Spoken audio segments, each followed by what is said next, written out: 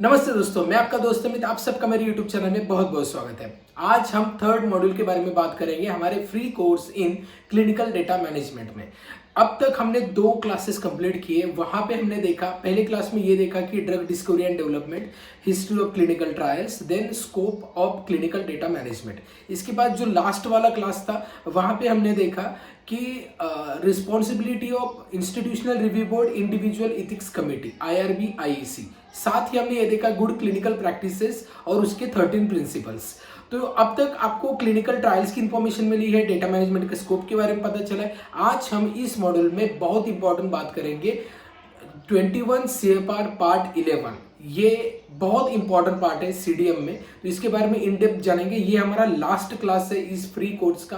तो अभी तक आपने पहले 2 मॉड्यूल्स नहीं देखे हैं तो आप देख सकते हैं, ऊपर आई बटन पे उसकी प्लेलिस्ट की लिंक हमने प्रोवाइड की है, वहां पे हम 1-2 देख सकते हैं। फिर ये तीसरे मॉड्यूल पे आप यहाँ पे पूरा सीख सकते हैं। तो क्लिनिकल डेटा मैनेजमेंट में करियर करने के लिए ये कोर्स काफ़ी इफेक्टिव रहेगा आपके लिए।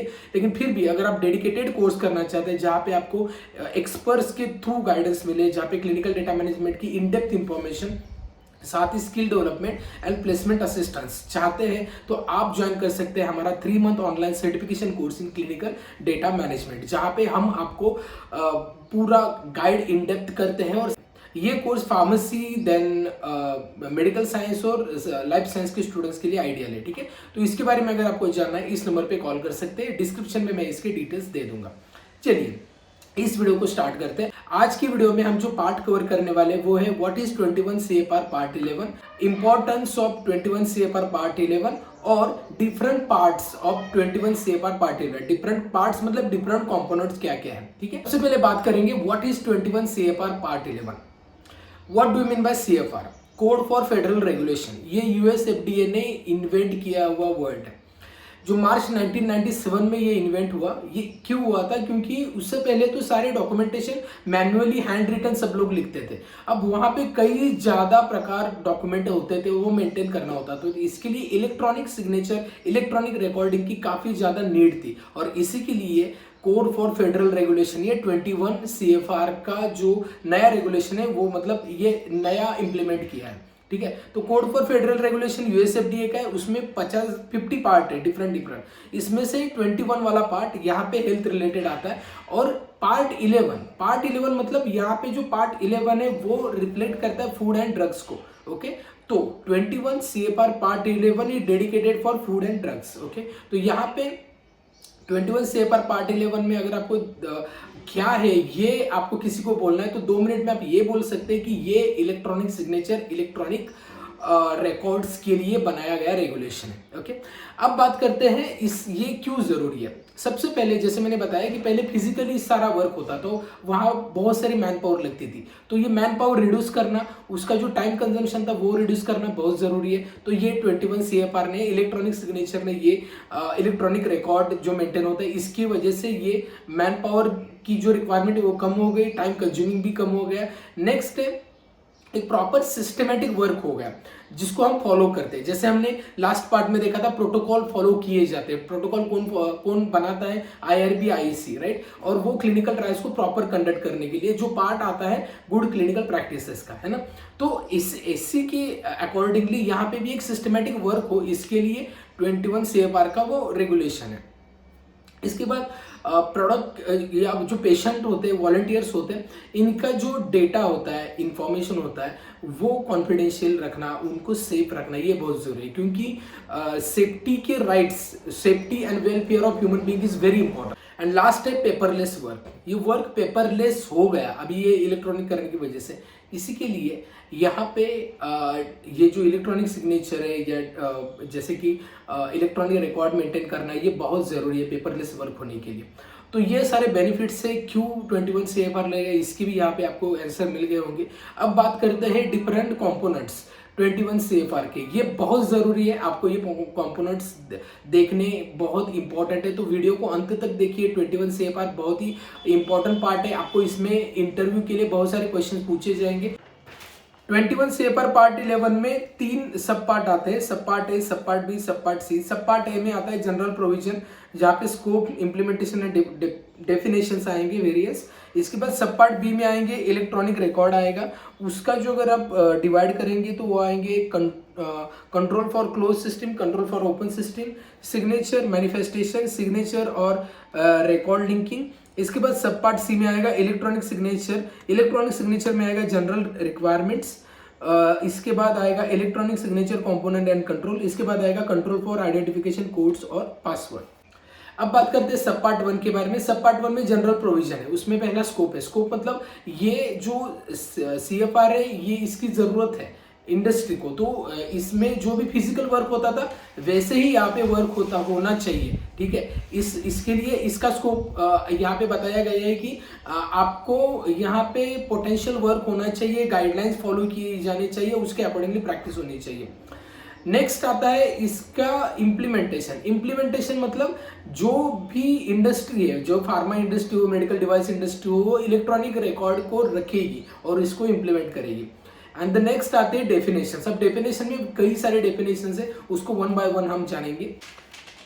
First act means refer to food drug committee act, then agency refers to food and drug administration. उसके बाद बायोमेट्रिक्स, जैसे आपने देखा होगा बायोमेट्रिक्स कंपनीज में होता है। So it is a method of verifying individual identity based on measurements of individuals unique physical features such as fingerprint और रिपीटेबल एक्शन। उसके बाद क्लोज्ड सिस्टम। क्लोज्ड सिस्टम मतलब a computer system which user access is controlled by same people responsible for its content। मतलब एक ही person को allow होता है उस सिस्टम को यूज करना, ओके, तो वो होता है क्लोज सिस्टम। उसके बाद डिजिटल सिग्नेचर, इसका मीनिंग है a type of electronic signature that includes a way of verifying the identity of signer, validity of their signature and integrity of record they sign. इसके बाद इलेक्ट्रॉनिक रिकॉर्ड मतलब information in digital form that is created और used in some way by computer system. इसके बाद electronic signature, a set of symbol that is as unique and legally binding as a handwritten signature but that is used to sign record in computer system। इसके बाद next है handwritten signature. इसका meaning है scripted name और legal mark created by individual that is unique to that individual. इसके बाद open system. अब जैसे क्लोज सिस्टम था वहां पे ओपन सिस्टम मतलब एक्सेस ज्यादा लोगों को मिलेगा यहाँ पे। So computer system where user access is not controlled by same people और रिस्पॉन्सिबल फॉर इट्स कंट्रोल। तो अब तक आपने देखा सब पार्ट है। सब पार्ट बी देखते हैं। सब पार्ट बी में इलेक्ट्रॉनिक रिकॉर्ड आते हैं। तो इलेक्ट्रॉनिक रिकॉर्ड में पहला आता है control for close system. Close system मतलब क्या, एक पर्टिकुलर पर्सन को ही उसका एक्सेस है उस सिस्टम को यूज करने के लिए, उसका पासवर्ड यूजर आईडी उसी का रहेगा और वही ऑथेंटिक पर्सन है, ओके, विदाउट हिज मतलब वही एक्सेस करेगा, कोई इसके बावजूद दूसरा तो करेगा ही नहीं। तो उसके अलग अलग कंपोनेंट्स है। सिक्योरिटी मैनेजमेंट जो होते हैं इलेक्ट्रॉनिक रिकॉर्ड के for control for close system में, तो पहला है validation to provide proof that data in computer system can be tested. इसके बाद नेक्स्ट है रेंडरिंग रिकॉर्ड्स मतलब to ensure that all electronic records should be maintain. Then next है document storage and record रिनेटरम to safeguard documentation and keep available as long as needed. जब तक लगेगा तब तक आपको यहाँ पे रिकॉर्ड होना चाहिए। उसके बाद नेक्स्ट है system access means to ensure that only right people have access to each computer system. उसके बाद audit trial to provide complete history of all electronic record automatically captured by computer system. इसके बाद next है workflow. इसका meaning है to ensure computer system function correctly. इसके बाद authority check to limit user access, okay, user access मतलब limited person को इसका एक्सेस दिया जाएगा, सबको नहीं मिलेगा।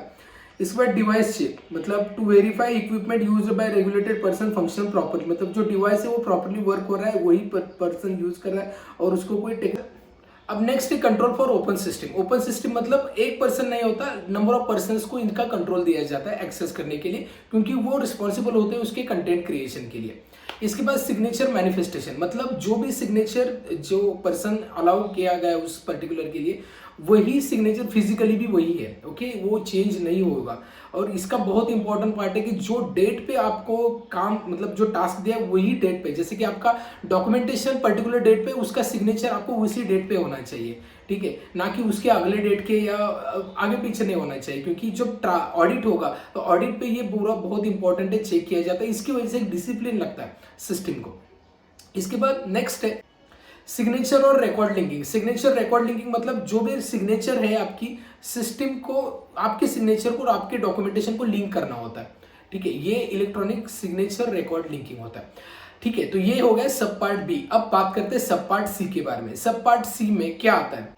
सबसे पहले जनरल रिक्वायरमेंट, मतलब जो भी ऑथेंटिक पर्सन है जिसको ये वर्क दिया गया है। अब ऐसा नहीं होता है कि आपको डायरेक्टली जाए कंप्यूटर पे, डायरेक्टली आप वर्क शुरू कर दिया, ऐसा नहीं होता है। पहले कंपनी आपको आइडेंटिफाई करती है, उसके बाद आपका पूरा डेटा वहाँ पे कंपनी के सिस्टम में स्टोर किया जाता है, उसके बाद फिर आपको अलाउ किया जाता है पर्टिकुलर मतलब टूल यूज करने के लिए, ठीक। बेसिकली जो टूल यूज होता है ये इलेक्ट्रॉनिक डेटा के लिए, तो वो होता है विवा वर्ड्स, ओके। तो इसके लिए अलाउ किया जाता है पर्टिकुलर पर्सन को कंपनी की तरफ से, तभी ये चीजें होती है। It is general requirement.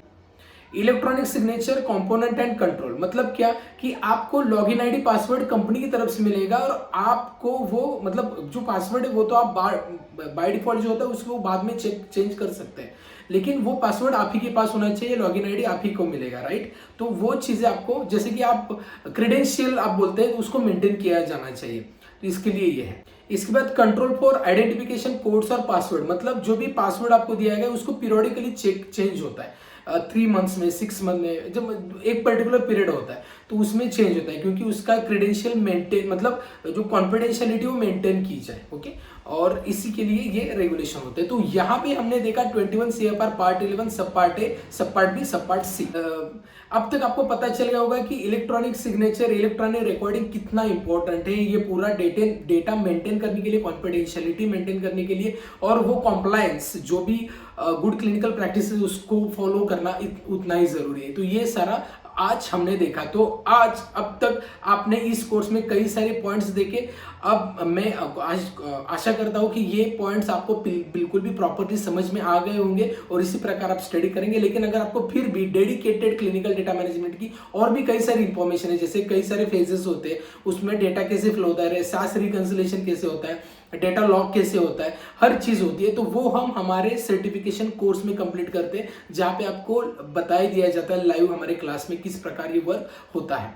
तो अगर आप वो कोर्स ज्वाइन करना चाहते हैं जहाँ पे आपको डोमेन नॉलेज मिलेगा, स्किल डेवलपमेंट मतलब इंटरव्यू प्रिपरेशन भी आपको किया जाता है, रिज्यूम प्रिपरेशन किया जाता है, कम्युनिकेशन स्किल भी चेक की जाती है, साथ में प्लेसमेंट असिस्टेंस भी हम प्रोवाइड करते हैं।